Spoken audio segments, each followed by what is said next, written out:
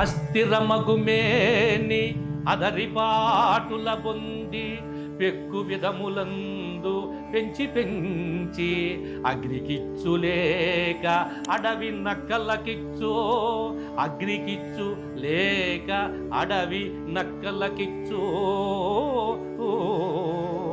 విశ్వదాభిరామ వినురవేమా.